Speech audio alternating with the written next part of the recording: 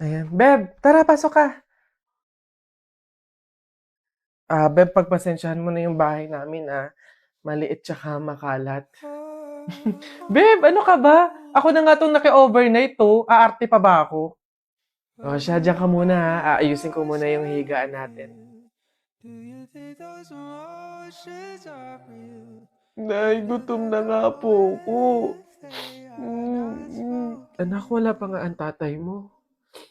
Hindi naman nakatanggap ng labada si nanay, kaya wala pang pang-budget ngayon.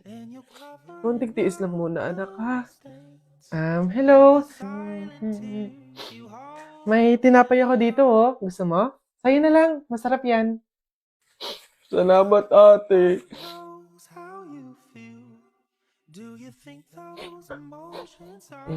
Beb, eto na yung unang tsaka yung kumot na gagamitin mo. Sana mapagtyagaan mo, Pasensya ka na. Yan lang talaga yung meron kami. Walang problema, Beb. Ang mahalaga, makakatulog ako. Thank you. Beb, tara, kain muna tayo bago matulog.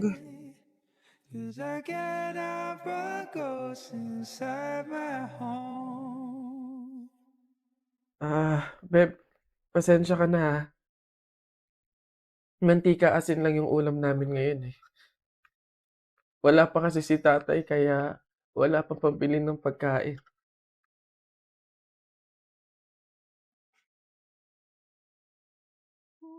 Sobra akong nahihiya sa'yo, Beb. Beb, ano ka ba? Magkaibigan tayo, oh. Hindi para i-judge kita. Mahirap naman talaga yung buhay. Minsan nasa baba tayo, to the point na talagang walang-wala na. Pero ang mahalaga, hindi yun palagi. Dadating din talaga yung panahon na nasagana tayo. Kaya na tayo?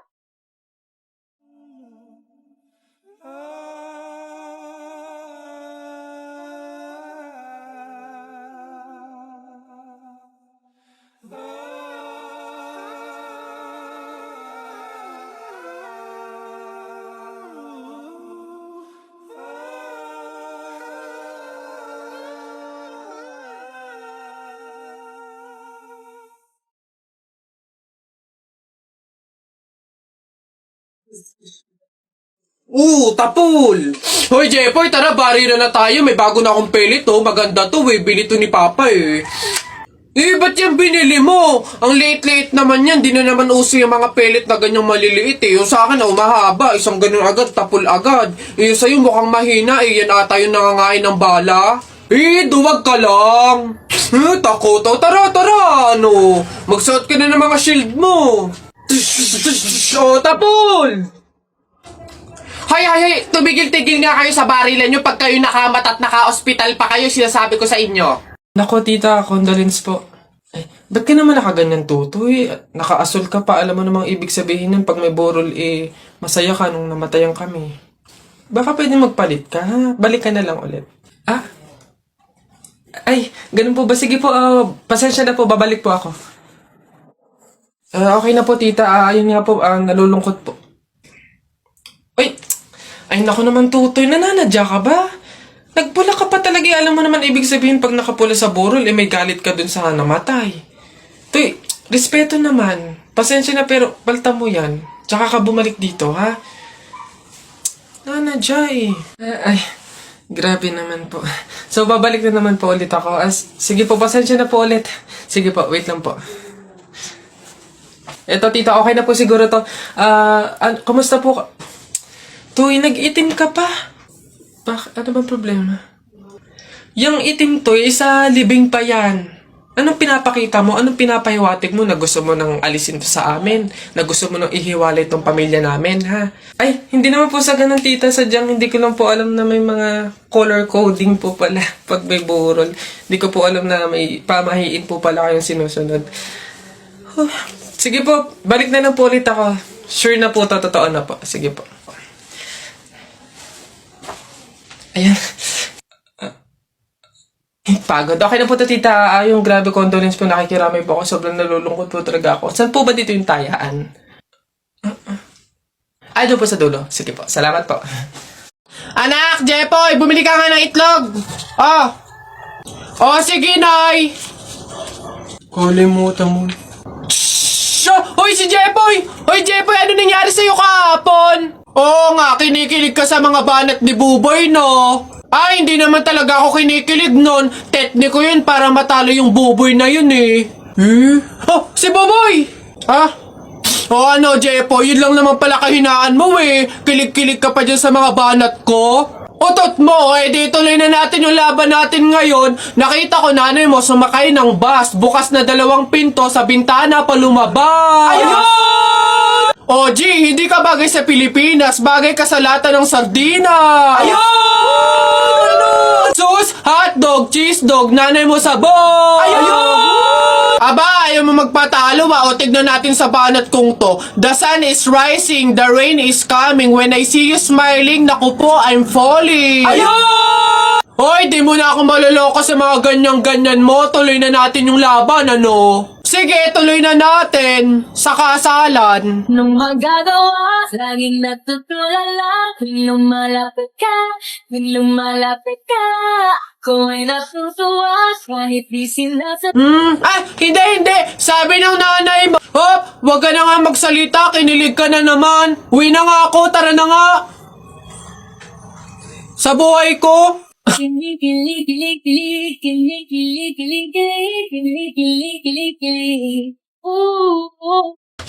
Napagod ako dun na nakahabol kaya si Buboy tsaka si Jepoy. Ayan na! Ano, ba't ang yayabang nyo dyan? Joke lang naman yon. Wala, laban na lang tayo ng flip-top para malaman ko sino talaga mas magaling. 2 versus 2, ano? Ano? Ako si Duterte, ikaw si Bato. Ako presidente, ikaw kalbo. Ano? Sabi ni Peter Pan, walang taong mahirap. Nakita kita kahapon, tumatay, hirap na hirap. Ano? Talo na. Ito ako si Spider-Man, ikaw si Batman. Ako may sapot, ikaw supot.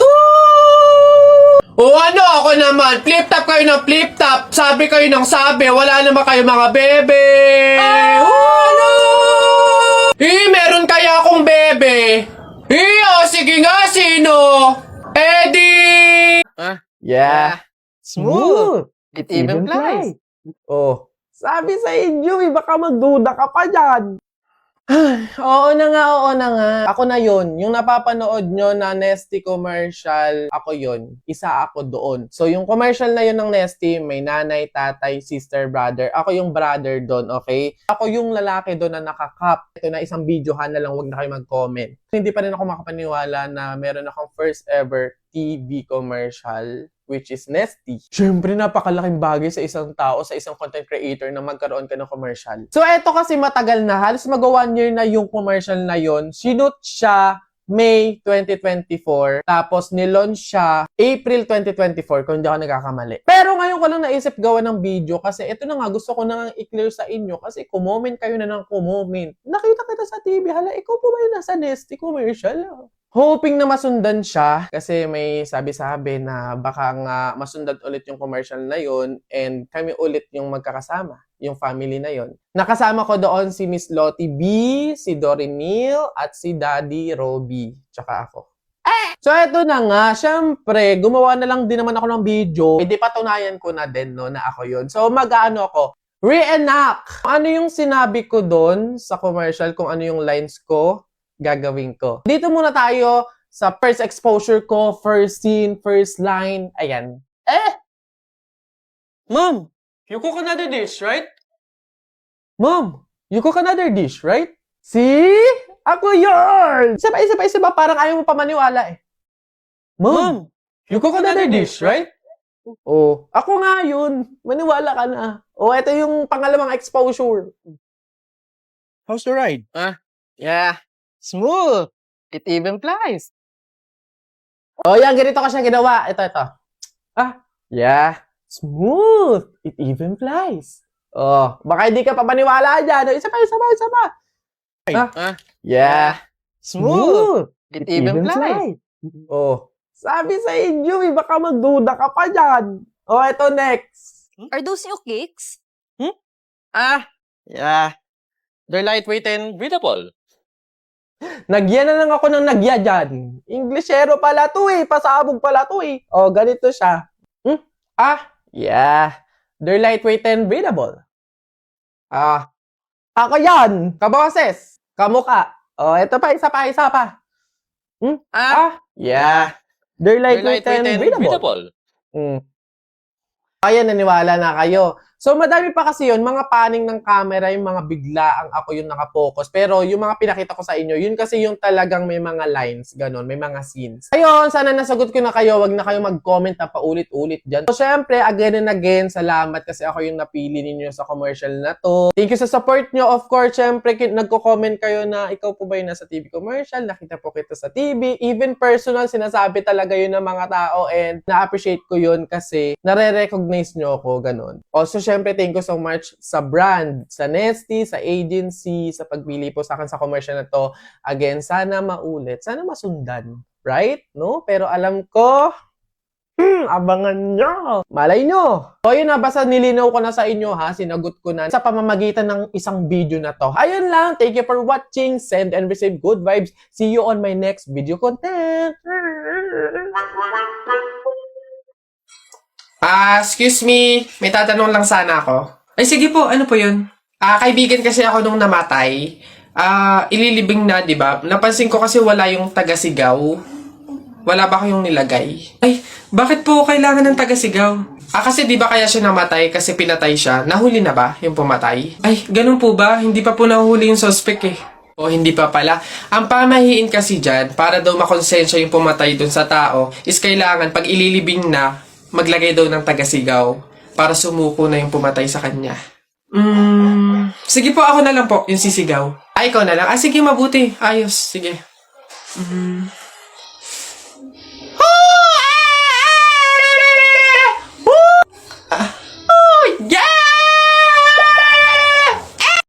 Tara, buhatin na natin yung kabaong.